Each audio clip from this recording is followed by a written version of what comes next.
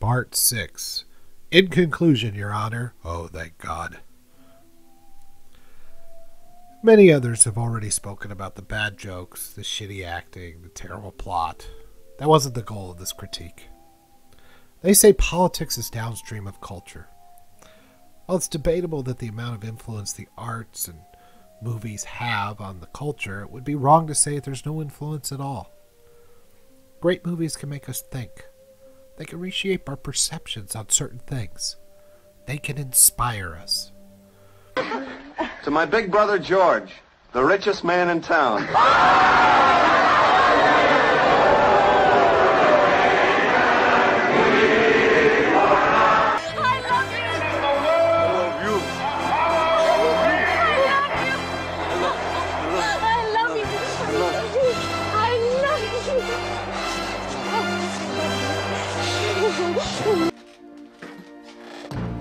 Captain, my captain.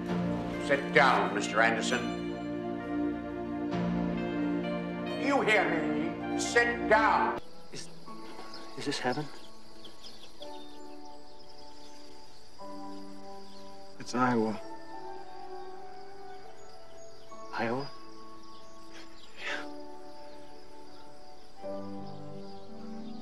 Could have sworn it was heaven.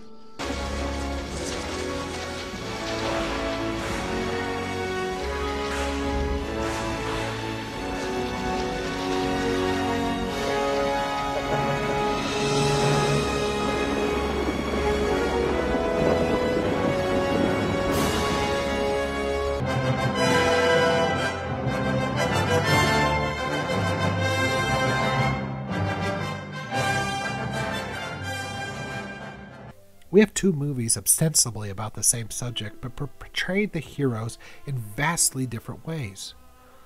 We now have heroes for the snowflake generation. Doesn't inspire, reinforces victimhood. We have YouTube channels full of people complaining and whining about pretending to be a victim. And more people are buying into this idea. You already have the mainstream media forcing this idea down our throats. Universities are indoctrinating our kids with it. Movies have been putting it in for years, but now they're taking the properties that inspired us and are reshaping it into the SJW mold.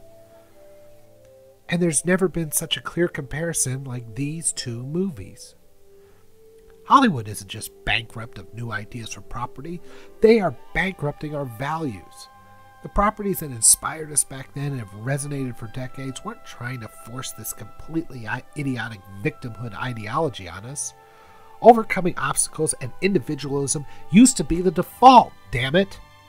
It was a natural state of being, and because stories began with that default idea, we accepted these movies. We loved these movies. We were inspired by these movies. These properties resonated for decades. Ghostbusters showed us that if you have a product or service to sell honestly, the authoritarian government shouldn't be interfering with that. They'll mess it up. The Star Wars trilogy showed freedom triumphing against tyranny, but also had the bonus idea that if your parents are shit, you don't have to be. You have a choice. E.T. was not just a story about a boy learning to empathize. It took the most respected symbol of the government, the astronaut, and turned it into a home invader. Authority will always abuse its power in the name of greater good. Back to the Future showed us if you go back in time, you should be able to make out with your mom. Oh, wait.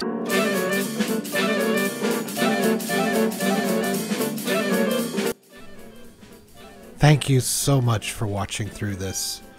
It's been a fun, but a very time-consuming project, and I hope to do some more in the future, but I'll probably be going back to just normal YouTube vids. But if you want to help, I am looking for a new character.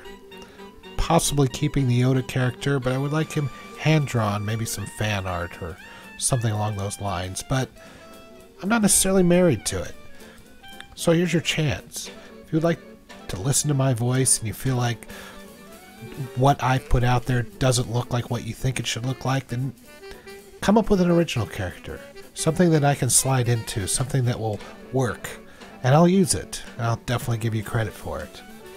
In the meantime, you want to contact me? Here's my Twitter, and here's my email. Thank you very much.